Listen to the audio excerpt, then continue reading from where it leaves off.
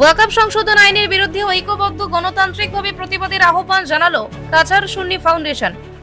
শুক্রবার কাছাড় সুন্নি ফাউন্ডেশনের উদ্যোগে শিলচর সোনাই রোডের অস্থায়ী কার্যালয়ে এক সাংবাদিক সম্মেলন ডিকে ফাউন্ডেশনের সদস্যরা ওয়াকফ সংশোধন আইনের তীব্র বিরোধিতা করেন। সদস্যরা কেন্দ্রীয় সরকারের নিন্দা জানিয়ে বলেন, মুসলিমদের দানকৃত জমি বা খয়রাত মুসলিম সম্প্রদায়ের সম্পত্তি রক্ষণাবেক্ষণের জন্য ভারতবর্ষে বিগত 1913 সালে ব্রিটিশদের শাসনকালে ওয়াকফ বোর্ড গঠন করা হয় এবং 1954 সালে ওয়াকফ আইন বানানো হয়। তারপর সমস্ত ভারতবর্ষ নিয়ে 1964 সালে ভারতীয় মুসলমানদের জন্য ওয়াকফ কাউন্সিল প্রতিষ্ঠিত হয়। তাই বর্তমান সরকার আইন প্রণয়ন করে ওয়াকফের কর্মক্ষমতা দমন করা কোনো অবস্থায় মেনে নেওয়া যায় না বলে জানান। তাদের দৃঢ় বিশ্বাস সুপ্রিম কোর্ট এই আইন নিয়ে গণতান্ত্রিক রক্ষার্থে উপযুক্ত পদক্ষেপ গ্রহণ করবে। এই দিন সাংবাদিক সম্মেলনে উপস্থিত ছিলেন সংসদ সম্পাদক আয়ুব উদ্দিন লস্কর, সহ সভাপতি আনোয়ার হোসেন মজুমদার, সহ সম্পাদক হুসেন আহমেদ মজুমদার, শ্রীপন মজুমদার, নুরুল হোসেন মজুমদার, কইনুল ইসলাম মজুমদার, মাসুম বড়ভূইয়া, ইসলাম উদ্দিন লস্কর, মহসিন আহমেদ বড়ভূইয়া, শাকিল লস্কর, রমিজ উদ্দিন লস্কর, লাকি লস্কর, দিলবার হোসেন বড়ভূইয়া প্রমুখ। দেখুন বরাক সংবাদের এই প্রতিবেদন।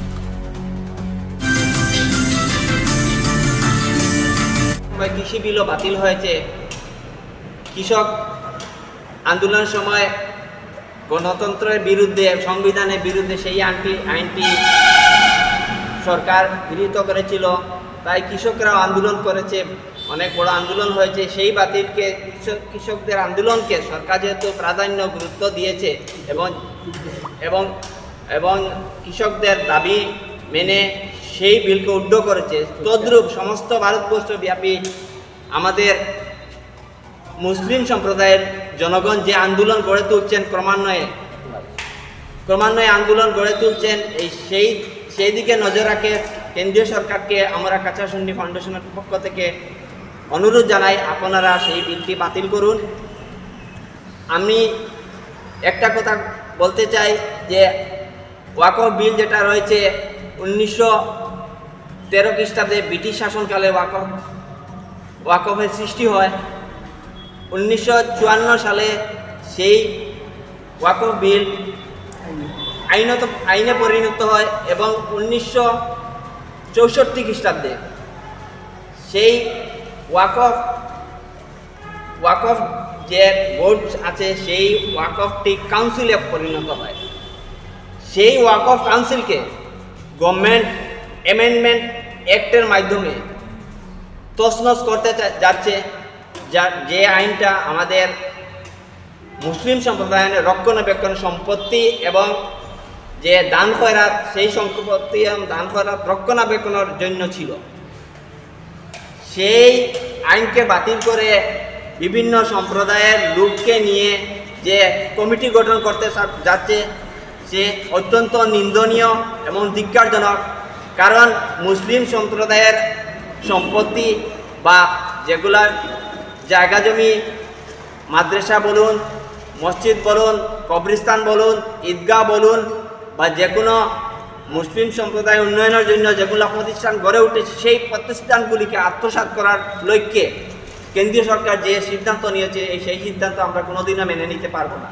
তাই আমাদের দৃঢ় বিশ্বাস আরেকটা, যে সমস্ত ভারতবর্ষ ব্যাপী যে 70টার মতো সুপ্রিম কোর্টে এজাহার দাখিল করা হয়েছে এই বিলের বিরুদ্ধে, সেই 70টা এজাহারের পরিপ্রেক্ষিতে সুপ্রিম কোর্টে শুনানি হয়েছে।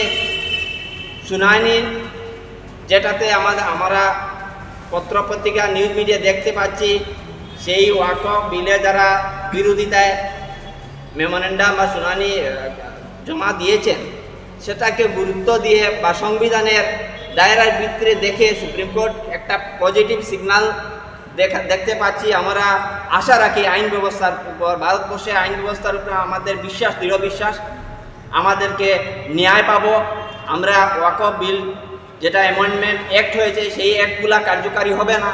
আমরা সেই দিক দিয়ে আমরা সরকারকেও আবারও বলতে চাই যে আপনারা সুপ্রিম কোর্টকে যে সিদ্ধান্ত নিতে যাচ্ছে, সেই সিদ্ধান্তর পরিপ্রেক্ষিতে আপনারা যে রিপ্লাই দিবেন, সুপ্রিম কোর্ট আগামী 5 তারিখ কেন্দ্রীয় সরকারের কাছে রিপ্লাই চেয়েছে যে ওনারা কি জবাব দেন। বিভিন্ন অ্যাক্টের উপর বিভিন্ন প্রশ্ন করেছে, সেই দিক দিয়ে আমরা এটি আশ্বাস সুপ্রিম কোর্টে আমরা ন্যায় পাবো।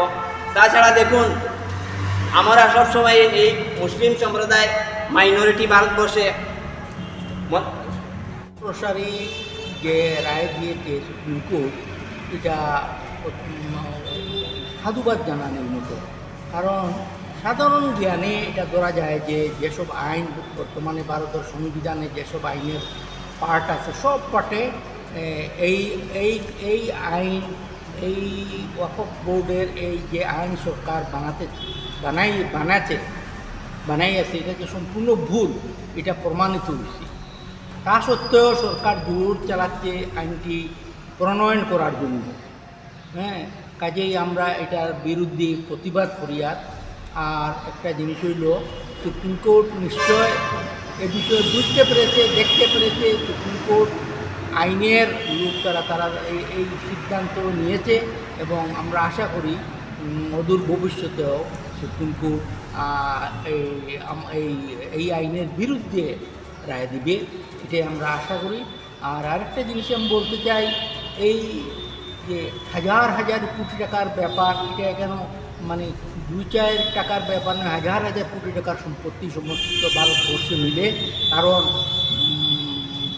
মুঘল সম্রাটদের শাসনকাল থেকে এই যে সম্পত্তিগুলা ওয়াকফ বোর্ডে আছে, কাজে এগুলার অ্যামাউন্ট এবং হাজার হাজার কোটি টাকা।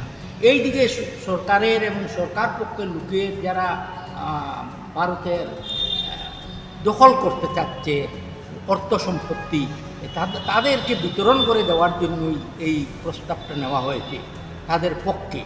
কাজেই হিন্দু মুসলিম নির্বিশেষে এটার বিরোধিতা করা উচিত। কারণ রেলওয়ে তাই শুরু করে এয়ারপোর্ট যেভাবে পার্সোনাল অন্যান্য বিজনেসম্যানদের সমঝিয়ে দিচ্ছে সরকার, সেইভাবে এই ল বোর্ডের আন্ডারে যেসব ওয়াকফ সম্পত্তি, এগুলা আত্মসাৎ করার জন্য, ঠিকাদারদের বিলিয়ে দেওয়ার জন্য সরকার এই ব্যবস্থাটা নিয়েছে, আর কিছুই নয়। এখানে কারুর কোনো লাভ হবে না আইন দিয়ে। আইন মডিফিকেশন করা যেতে পারতো, কিন্তু নতুন আইনের কোনো প্রশ্নই ওঠে না এখানে। কাজেই মানে সব মানুষ এটাই বুঝতে পারছে, ভারতবর্ষের সকল লোকই বুঝতে পারছে যে এখানে একটা আর্থিক লেনদেনের কারণে এই আইনটা প্রণয়ন করতে যাচ্ছে বর্তমানে সরকার। অথবা এতদিন গেল স্বাধীনতার পর, ওই 1954 সালে যেটা গৃহীত হয়েছিল, এখন এত তাড়াহুড়া করে এই জিনিসটা বিস্তৃতভাবে মুসলিম সমাজের সংগঠনের সাথে আলোচনা না করে এইভাবে একটি আইন পাস করা, এটা অন্য একটা মানে ইন্টারনাল একটা মানে রহস্য বর্ধিত। কাজেই আমি সমগ্র ভারতবর্ষের সব মুসলমান এবং অন্যান্য যেসব ধর্মনিরপেক্ষ মানুষ আছে, সবাইকে সহযোগিতা করার জন্য আজকের এই প্রেস মিটের মাধ্যমে আমি আহ্বান জানাই। আর কিছু জিনিস আছে, মুসলমান নামদারি কিছু মানুষ